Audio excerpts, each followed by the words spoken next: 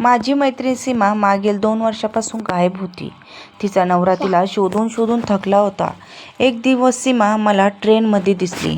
मी तिचा पाठलाग करता करता तिच्या फ्लॅटपर्यंत जाऊन पोहोचले. तिथे जाऊन मी जे काही पाहिले ते पाहून तर माझ्या पायाखालची जमीनच सरकली. कारण तिथे तर सीमा माझ्याच नवऱ्यासोबत एक माणूस मला बऱ्याच वेळापासून टक लावून पाहत होता आणि मी त्याला इग्नोर करत होती. मी पुढच्या स्टेशनवर उतरली तर माझ्या मागोमाग तोही उतरला. मी घाबरून पटकन चालत होती की तेवढ्यातच त्याने मला माझ्याच नावाने हाक मारली. मी दचकून थांबली. तो माणूस माझ्याजवळ आले आणि म्हणाला, "माधुरी, तू सीमाची मैत्रीण आहेस का?" मी आश्चर्यचकित होऊन विचारले की तुम्ही कोण आहात आणि असा माझा पाठलाग का करत आहात? तो माणूस म्हणाला की मी सचिन, सीमाचा दुसरा नवरा. ट्रेनमध्ये तुम्ही माझ्या समोरच बसल्या होत्या, पण मी खात्री करून घेत होतो की तुम्हीच माधुरी आहात का? तो माणूस ज्या सीमाबद्दल बोलत होता ती सीमा मरून 2 वर्ष झाली होती. माहेरी सीमा माझ्या बाजूलाच राहत होती आणि माझी खूप चांगली मैत्रीणसुद्धा होती. मी म्हणाली, "सीमा तर आता या जगात नाही. तुम्ही मला कसं ओळखल? मी तर कधीच तुम्हाला भेटलीसुद्धा नाही." आम्ही बोलता बोलता डोंबिवली स्टेशन बाहेर पायऱ्यावर बसलो. सचिन म्हणाला, "लग्नानंतर सीमा 3 वर्ष माझ्यासोबत राहिली. या दरम्यान आम्हाला एक मुलगीही झाली. सीमाला तुझी खूप आठवण यायची. तुझ्यासोबत कॉलेजमधील दिवसाचे किस्से सांगायची. लग्नाच्या अल्बममध्ये ही तुझेच फोटो जास्त आहेत. तुम्ही ओळखले का? शिवाय तुझे घर सीमाच्या घराच्या शेजारी आहे. मी माझ्या सासरीही तुला 1-2 वेळा भेटलो आहे. बहुतेक तुला आठवत नसेल." मी म्हणाली, "आता तर तुम्ही पूर्णपणे बदलले आहात." तेव्हा तब्येत होती, चेहऱ्यावर दाढी मिशा नव्हत्या, परंतु आता ओळखू शकली नाही. पुढे तो म्हणाला, "सीमासोबत लग्नानंतर मला कधीच वाटलं नाही की तिचे कोणासोबत प्रेम प्रकरण असेल. पण 2 वर्षांपूर्वी सीमा एक दिवस अचानक गायब झाली. ती कुठे गेली आजपर्यंत कुणाला माहीत नाही. पोलिसांसोबत सगळ्या नातेवाईकांनीही तिला खूप शोधण्याचा प्रयत्न केला. पण आज 2 वर्ष पूर्ण झाली तरी कुणालाच कळलं नाही की सीमा कुठे गेली. ती तिच्या मुलींवर खूप प्रेम करत होती. जर ती कुणाबरोबर पळून गेली असती तर या 2 वर्षात तिला एकदा तरी मुलीची आठवण आली असती." एका आठवड्यापूर्वी माझ्या मित्राने सीमासारख्या बाईला डोंबिवलीमध्ये पाहिले, म्हणून मी नाशिकहून कामावरून रजा घेऊन इथे तिला शोधायला आलो.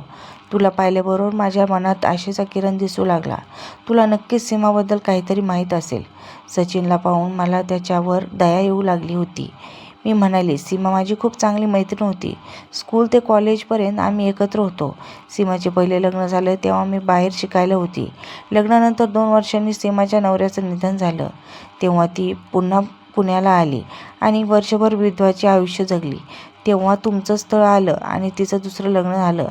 सीमा अचानक गायब झाल्याची बातमी मलाही कळली होती. पण माझं लग्न झालं होतं आणि मी माझ्या नवऱ्यासोबत मुंबईला आली होती. हळूहळू मी पण माझ्या जवळच्या मैत्रिणीला विसरली होती. पण आज मी अशी माझ्या मैत्रिणीच्या नवऱ्याला भेटेल असं वाटलं नव्हतं. मी म्हणाली की तुम्ही इतक्या मोठ्या शहरात सीमाला कसं शोधाल? सचिन म्हणाला, "इतक्या मोठ्या शहरात तुम्ही भेटलात तर आता पूर्ण विश्वास आहे की सीमाही भेटेल." मी म्हणाली की जर सीमाने दुसरे लग्न केलं असेल तर आणि ती खुश असेल तर तुम्ही काय कराल? सचिन म्हणाला की मी फक्त एकच प्रश्न विचारीन की माझा दोष काय होता, ज्याची मला इतकी मोठी शिक्षा दिली. मी म्हणाले की काही वेळेस परिस्थिती अशी असते की चांगली लोकही खराब दिसू लागतात. तुम्ही एक काम करा, माझा नंबर घ्या. मी इथेच MIDCमध्ये राहते. तुम्हाला माझी कधी गरज वाटली तर नक्की कॉल करा. कधी भेटायला यायचं असेल तर घरी या. माझा नवरा सेकंड हँड गाड्याचा व्यापार करतो. कधीकधी मी त्याच्या कामात मदत करते. मी कार पाहायला ठाणे येथे गेली होती. तिकडूनच येत होती की तुम्ही भेटलात." 1 तासभर गप्पा मारल्यानंतर सचिन निघून गेला आणि मी घरी आली. माझा नवरा राकेश घरी आला तेव्हा मी घडलेल्या सर्व गोष्ट त्याला सांगितली. तो म्हणाला की "माधुरी, तू पण उगाच टेन्शन घेते.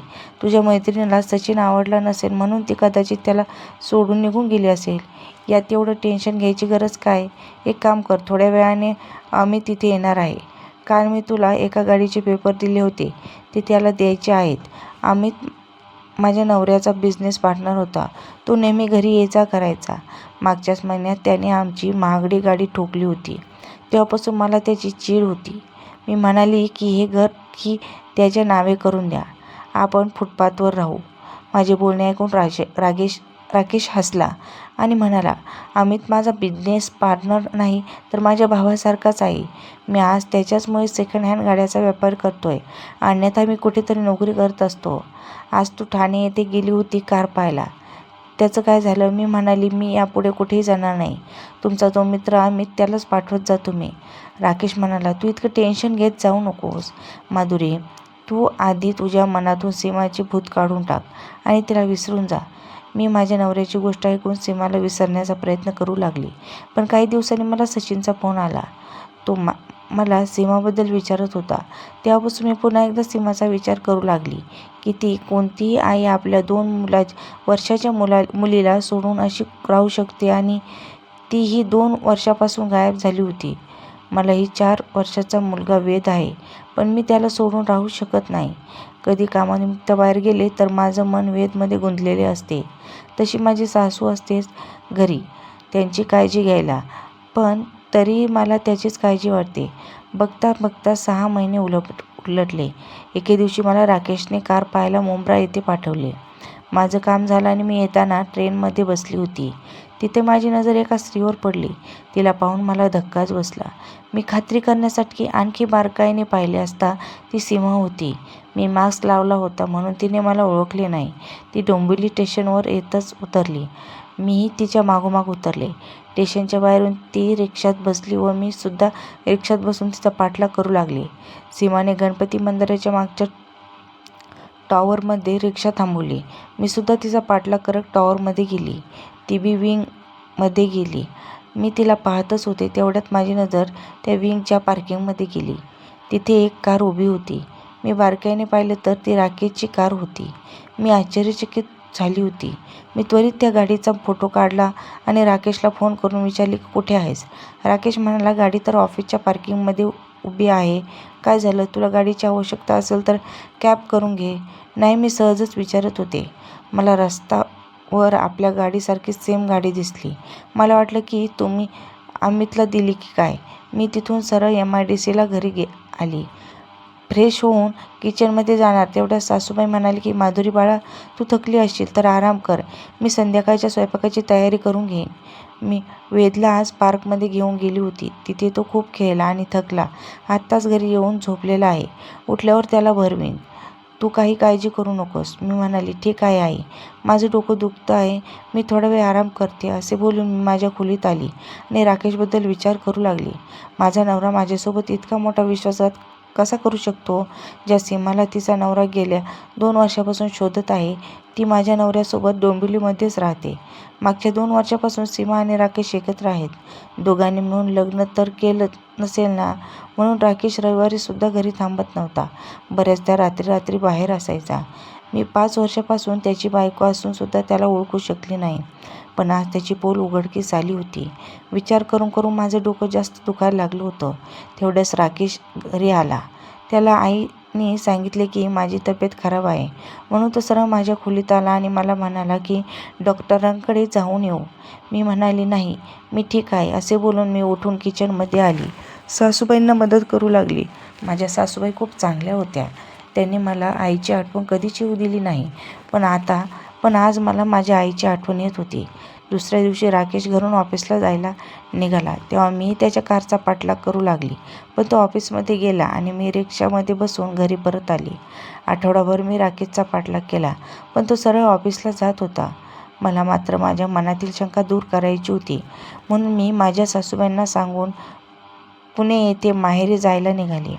माझा मुलगा वेद आईकडे व्यवस्थित राहत होता, त्यामुळे मला त्याची जास्त चिंता नव्हती. मला अचानक असं माहेरी जाताना पाहून राकेश विचारू लागला की काय झालं आहे माधुरी?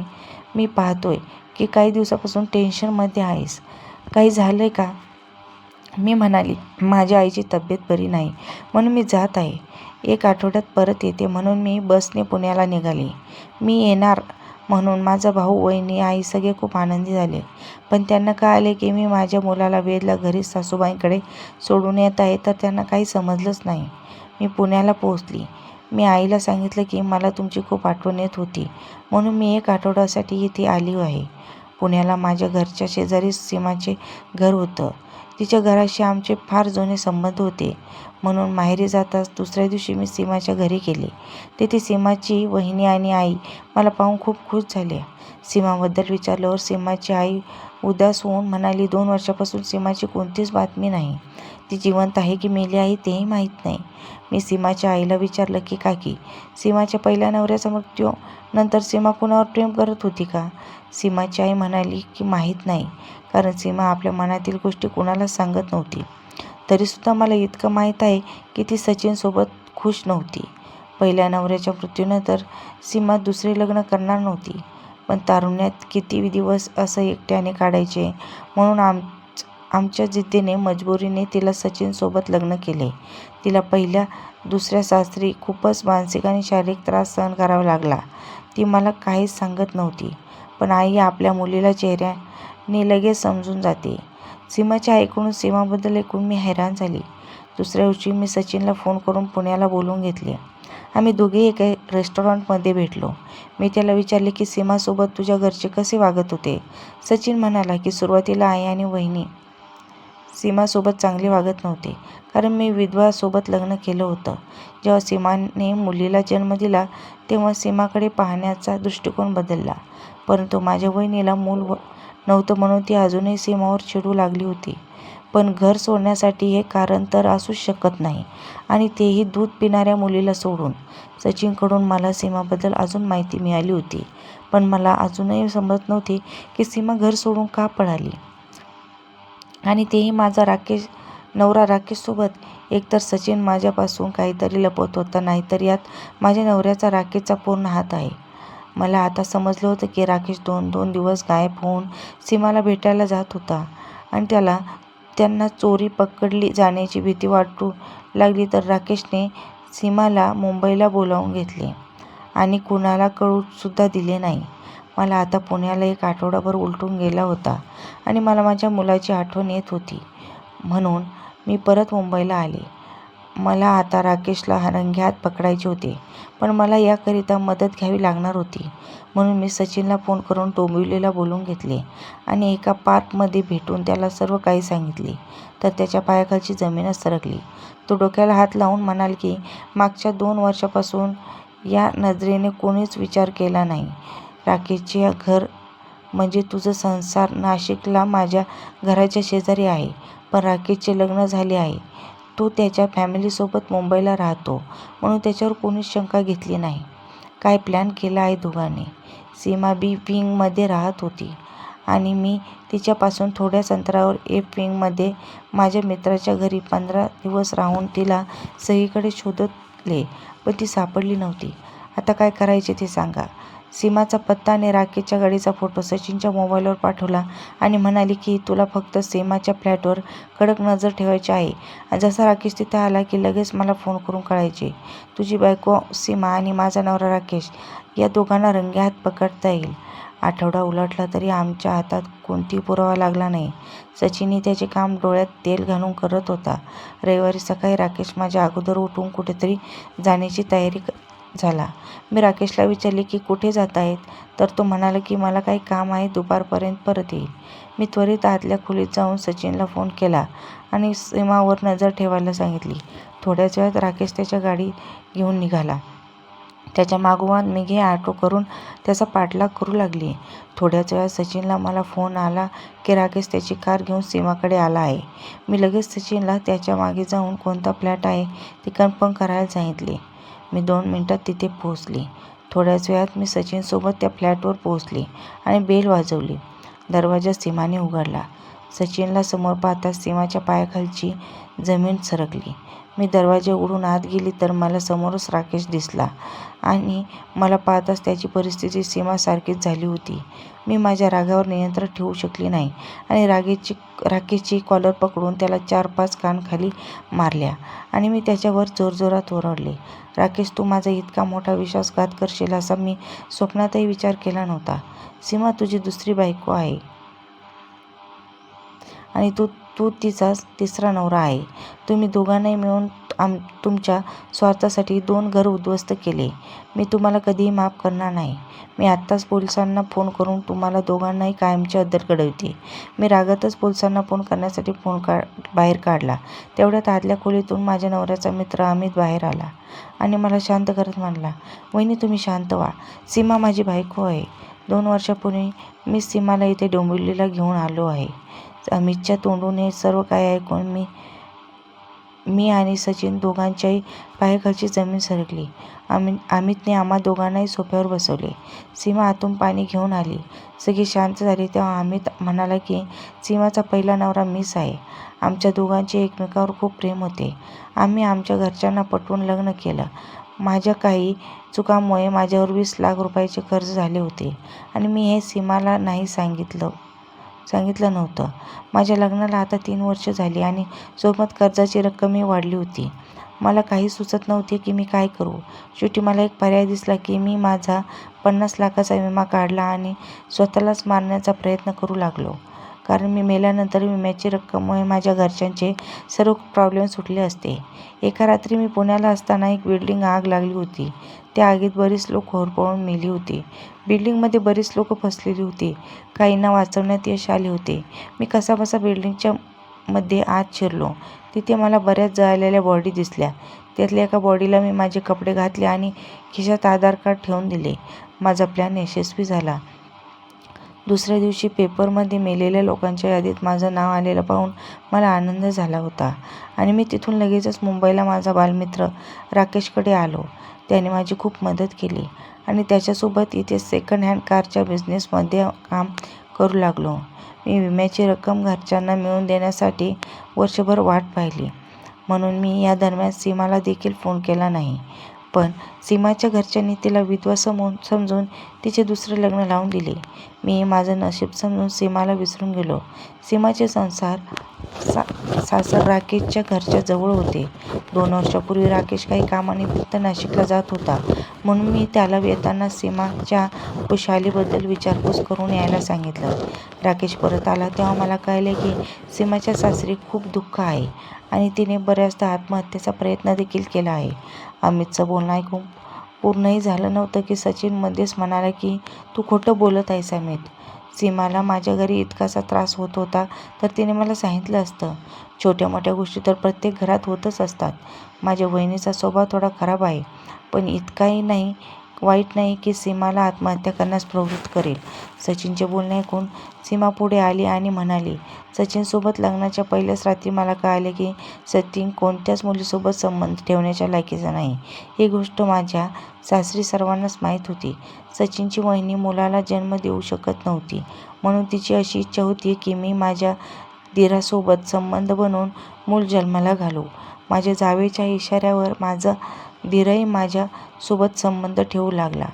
मी ही गोष्ट माझ्या सासूला सांगितली पण त्यांना त्यात चुकीचे काहीच वाटले नाही आणि सचिनला ही गोष्ट माहीत होती तरी तो काहीच बोलला नाही. सचिनला चांगल्या प्रकारे माहीत होतं की माझी मुलगी त्याच्या मोठ्या भावाने बलात्कारामुळे झाली आहे. सचिन सगळं काही खाली मान घालून ऐकत होता. पुढे सीमा म्हणाली की 2 वर्षापूर्वी राकेश माझ्या घरी आला होता. त्याने माझा नंबर घेतला. राकेशसोबत माझं फोनवर बोलणं होऊ लागले. घरात माझं कोणीच ऐकत नव्हते. एक दिवस मी राकेशसोबत सर्व गोष्टी शेअर केल्या. त्यानंतर राकेशने मला जे काही सांगितले ते ऐकून तर माझ्या पायाखालची जमीन सरकली. माझा नवरा जिवंत आहे हे ऐकूनच मी अस्वस्थ झाले. राकेशने माझं अमितसोबत बोलणं करून दिल्यानंतर माझे सतत अमितसोबत बोलणे होऊ लागले आणि मग अमितच्या सांगण्यावरून मी रात्रीच्या रात्री मुंबईला निघून आले. सीमाचे बोलणे ऐकल्यानंतर मला तिची दया येऊ लागली. तिने काहीही चूक केली नव्हती पण तिला आपल्या लहान मुलीला सोडून येण्याची काय गरज होती.